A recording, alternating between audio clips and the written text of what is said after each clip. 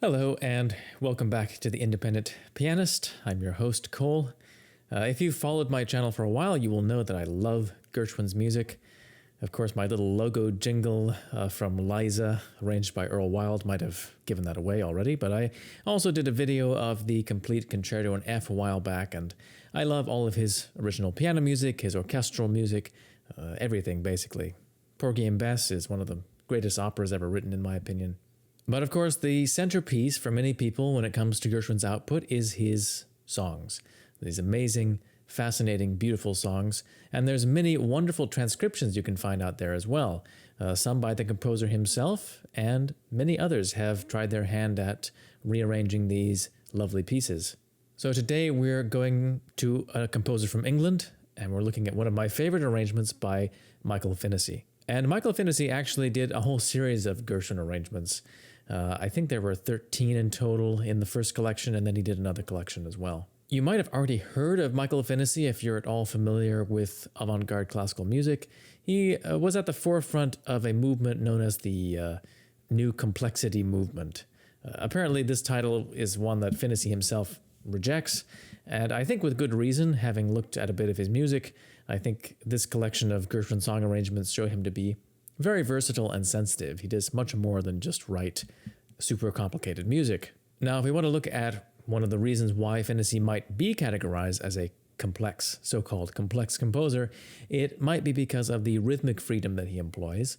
If you look at this particular score, which is by no means one of his most complex ones, you will see first off that there is no time signature, so no regular recurring number of beats per bar. In addition to that, when he is in a passage with a fairly dependable rhythmic structure, he will tend to tweak little elements of the bars to make them slightly different in length. So the opening is a great example.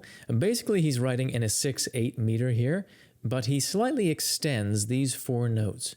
Each note is made longer by just 1/16 note. So those two bars are each 1/16 longer than the others.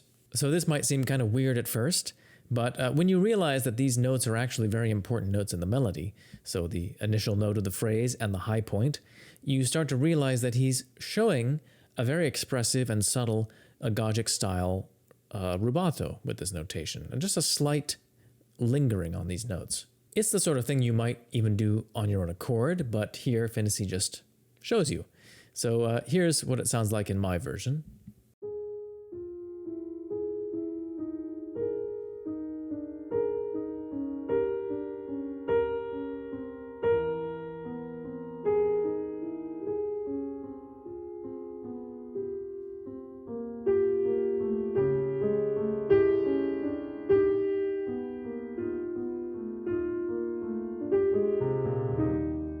So I like this. He's kind of describing a very delicate kind of rubato with this flexible notation.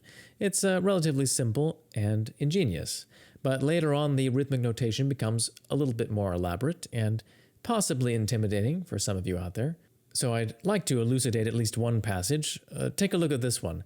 Here he juxtaposes quarter triplets with interior subdivisions, so there are eighth notes within the triplets, against regular quarters and eighths. There are also dotted eighth notes and dotted sixteenths, so it might be a little confusing. In a passage like this, it's useful to know that quarter triplets are almost the same as dotted eighths, and likewise the eighth notes inside of the quarter triplets are so similar to dotted sixteenths as to be indistinguishable. Strictly speaking, the dotted sixteenths are a teeny bit slower than the triplet eighths, but it's hardly noticeable. In this passage, he's using this notation specifically, I think, so that the bars will be uneven in length. So when you realize this, it's actually not as difficult to play this as you would think, and this very forbidding-looking notation actually turns into something quite beguiling and unique once it's played freely and expressively.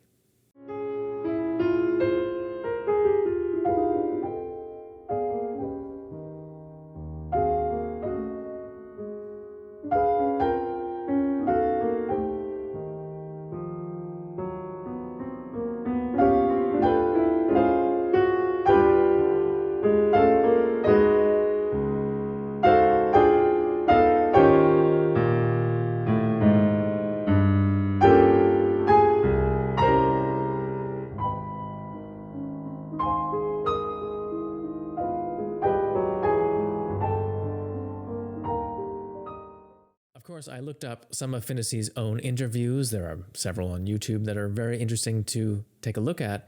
And it was very interesting to hear his own thoughts on rhythm. I think at one point he said that with his notation, he's simply allowing the vegetation to grow a little wild around the edges.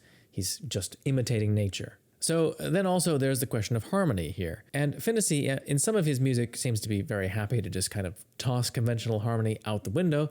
But in this piece, he's actually staying fairly close to the tonal language of the original. All that he does is to quite ingeniously re-envision some of the ways in which he travels from point to point. All the main arrivals have some kind of tonal cadence to ground them. So the opening is another good example here. So I just want to give you a side-by-side. First, there'll be a simplified version of the original, followed by Finnissy's version.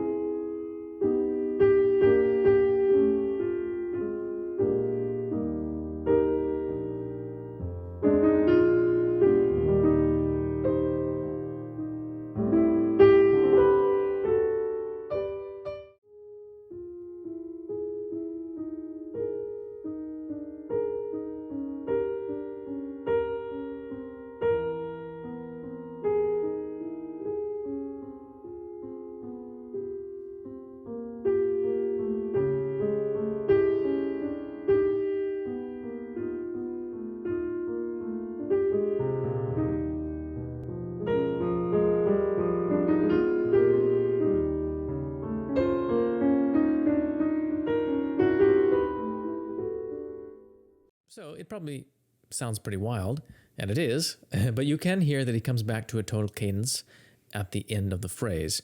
And also notice that he keeps the idea of a chromatic descent in the bass line. Even though it's not the same harmonically at all, the basic idea is retained. So he's very aware of the structure that he's basing his version on. If you do kind of go in and remove some of the passing tones in the accompaniment and some of the things that are difficult to analyze, you might be able to reduce it to something like this, just the bare essentials.